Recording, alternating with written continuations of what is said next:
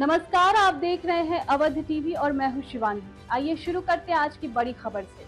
अरुणाचल प्रदेश ने केंद्र सरकार से पूर्वोत्तर क्षेत्र की कृषि और बागवानी सेक्टर में सपोर्ट बढ़ाने की अपील की है। इसमें मुख्य फोकस बीज की समय पर फंडिंग, जैविक खेती को बढ़ावा और स्थानीय जलवायु के अनुसार प्रमाणित बीज तैयार करना शामिल है। राज्य सरकार चाहती है कि किसानों को ऐसे बीज मिले जो उनकी जमीन और मौसम के अनुसार बेहतर परफॉर्म करे, ताकि पैदावार बढ़े और खाद्य सुरक्षा सुनिश्चित हो सके। इस संबंध में state minister Gabriel D Wangsu ने नई दिल्ली में आयोजित खरीफ अभियान 2026 के 2 दिवसीय राष्ट्रीय सम्मेलन में कहा कि अच्छी क्वालिटी वाले बीज और सही सपोर्ट से ही खेती उत्पादक बन सकती है। उन्होंने कहा कि बीज प्रोग्रामों के लिए फंड समय पर आवंटित होनी चाहिए और स्थानीय परिस्थितियों के अनुसार अधिक प्रमाणित बीज विकसित किए जाने चाहिए।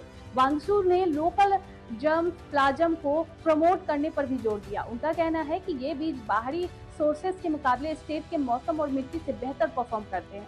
इसके लिए लोकल और रीजनल बीज कंपनियों को पैनल में शामिल किया जाना चाहिए, ताकि वे राज्य की अनोखी कृषि परिस्थितियों के हिसाब से बीज तैयार कर सके। दूर दराज इलाकों में किसानों की समस्याओं पर बात करते हुए वांगसू ने कहा कि सीड विलेज प्रोग्राम और एसएमएसपी के तहत इंफ्रास्ट्रक्चर, ट्रेनिंग और वितरण को मजबूत करना जरूरी है। उन्होंने अधिक वित्तीय सहायता की भी मांग की है, क्योंकि प्रमाणित बीज की कीमतें ज्यादा है और छोटे किसान इसे सीमित मात्रा में ही खरीद सकते हैं।